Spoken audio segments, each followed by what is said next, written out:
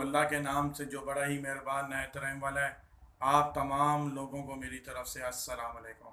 और आप लोग ठीक हैं? तबीयत सही है माशाल्लाह। आज मैं बड़ा ही अहम वीडियो बयान करने जा रहा हूँ। कोशिश करूँगा कि मुख्तसर वक्त में एक अहाता कर सकूँ। जो ए आर वाई न्यूज़ ने, ए आर वाई लानत या ए आर वाई न्याजी जिसे आजकल कह रहे हैं, उसने जो है सिंध दुश्मनी के ऊपर चंद दिनों से ये मतलब नशरियात शुरू की हुई। अभी एक ऐसा देखो, वबा का टाइम है।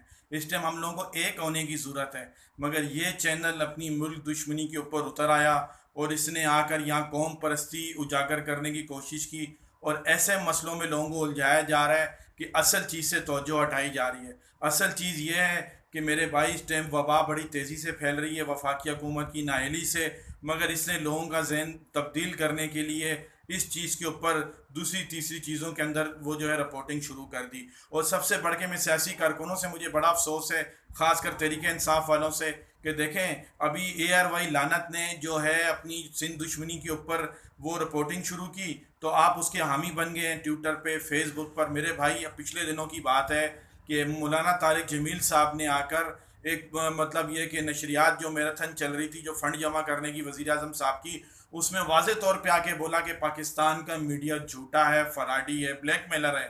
ठीक है मेरे भाई, तो सारे मीडिया चैनल एक हो गए, सारे मौलाना तारिक जमील साहब के ख़िलाफ़ हो गए। उन्होंने जो है उनके ख़िलाफ़ जो है एक महाज खोल दिया।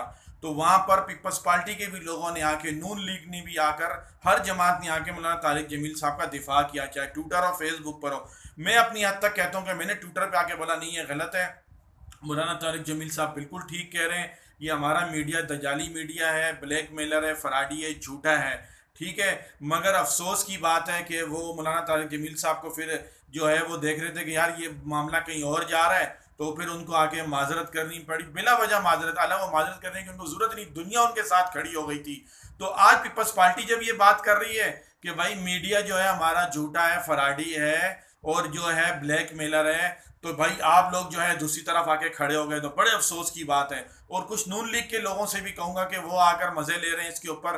तो ए आर वाई कल आप लोगों के खिलाफ जो रिपोर्टिंग करता था कि मियाँ साहब के प्लेट लिस्ट की खबर झूठी है, मियाँ साहब का कोई बाईपास का ऑपरेशन नहीं हुआ लंदन में, वो तो प्लास्टिक सर्जरी का हॉस्पिटल था। तो और एयर वाई न्यूज़ ने जिस तरीके का मतलब किरदार अदा किया था जब मियाँ साहब का केस चल रहा था, उसके अंदर मिस रिपोर्टिंग करके अदालत को गुमराह करके जो फैसला लिया गया, तो मेरे भाई इस टाइम हमें एक होने की जरूरत है। और बाकी एयर वाई को तो कौन नहीं जानता मेरे भाई। ए आर वाई न्यूज़ जो है, लाना जो है, ए आर वाई के जो ग्रुप है, वो सोने का बहुत बड़ा स्मगलर है मेरे भाई। ये इस आड़, इसका असल में जो काम धंधा जो मीडिया नहीं है, मीडिया चैनल्स नहीं है, असल में तो ये सोने का बहुत बड़ा स्मगलर है।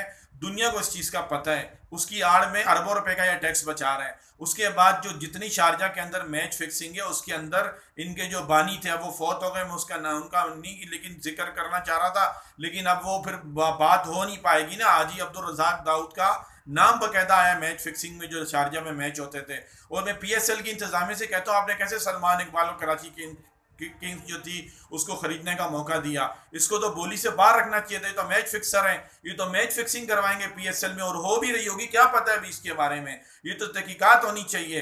असल इनका काम धंधा कोई और है, सिर्फ ये मीडिया को इन्होंने ब्लैकमेल होने के लिए रखा गया है। पिछले दिनों इन्होंने एक ट्रस्ट बनाया हुआ था ख्वाजा गरीब नवाज के नाम से। ठीक है, ट्रस्ट का नाम देके एक पार्क की जमीन पे इतना बड़ा दफ्तर बना दिया, सबको सब जाके अभी देख सकते हैं। गुरु मंदिर चुरंगी के ऊपर इन्होंने ख्वाजा गरीब नवाज ट्रस्ट के नाम से वो ट्रस्ट बनाया। तो सुप्रीम कोर्ट का जब आर्डर आया कि कब्जे की जो पार्कों की जमीन है उनको खाली करवाया जाए, तो वो जो पार्क था उसके ऊपर इनका ऑफिस था, तो वो एस बी सी बी ए के लोगों ने वो पूरा ऑफिस मस्मार कर दिया। अभी भी वो मलबा पड़ा हुआ है पीपल्स चुरंगी के ऊपर, गुरु मंदिर चुरंगी पे वो ऑफिस जाके आप देख सकते हैं। उसकी अभी देखो, ये तो सुप्रीम कोर्ट का आर्डर था, उसकी खार में ये पीपल्स पार्टी से अपना वो निकाल रहे हैं, अपनी खारबाजी। दूसरा मैं ये कहना चाहता हूँ मेरे भाई, ये जो हल्के के ऊपर बात की ना करार हसन ने, कि ये इतने मसले हैं उतने मसले हो, बेकरार हसन साहब को मैं बताना चाहता हूँ, आप बड़े बाखबर आपके जराए हैं, तो मेरे भाई पीपल्स पार्टी तो यहाँ से पहली दफ़ा जीती है। 30-40 साल से जो यहाँ के मिनिस्टर थे, जो थे उनका क्यों नहीं नाम लेते हो? क्योंकि उनसे आप डरते हो। आप लो ना वसीम अख्तर का नाम, लो ना रऊफ सिद्दीकी का नाम, लेकिन उन्होंने आपको घुस के मारा था आपके ऑफिस में 16 अगस्त 2016 को, वो आप मार नहीं भूले, इसलिए आप उनका नाम नहीं लेते हो। अभी जुमा 8 दिन हुए, सईद गनी साहब तो यहाँ से जीता है, पीपल्स पार्टी जिंदगी में कभी काउंसलर नहीं बनी, जीती थी यहाँ से, पहली दफा उनका एमपीए जीता है, और वो जितने मसाइल में कमी ला सकते हैं वो ला रहे हैं। पिछले 2 साल के अंदर ये तारीख गवाह है इस चीज की कि पीपल्स पार्टी ने जितने काम इस 2 सालों में किए, तारीख में ऐसे काम नहीं हुए। आप आओ, हम आपको वेलकम करते हैं, हम आपको वो काम दिखाएंगे। आप अपना प्रोग्राम करो, मैं आपको सरेआम प्रोग्राम जो आप करते हो, आप आओ, आप हमारे मेहमान होगे, आप पे कोई हाथ नहीं उठाएगा यहाँ पर, मैं जिम्मेदारी लेता हूँ, ठीक है? आप यहाँ पर आओ, मैं आपको तारीखी काम बताता हूँ, और पिछले 40 साल में जो हुए काम वो भी आपको बताऊंगा कि क्या हुए, किस करप्शन की नजर हुए, ठीक है मेरे भाई? और दूसरा, अगर आप सईद गनी पे इल्जाम लगाते हो ना कि उसका हल क्या है, इतने मसले तो किसी का बाप नहीं हल कर सकता, ठीक है? और वजीर आजम नवाज शरीफ साहब का हल क्या है? पिछले दिनों उनका इलेक्शन हो रहा था, जब मरियम कुलसूम नवाज साहबा जब खड़ी हुई, जब नवाज शरीफ साहब नायल हुए, आप ही की टीम ने और दूसरे चैनलों ने रिपोर्टिंग की कि इतना पसमंदा हल्का है, 3 दफा जिससे वजीर आजम रहा हो, वो आपने रिपोर्टिंग की, तो मसले तो कोई नहीं हल कर सकता।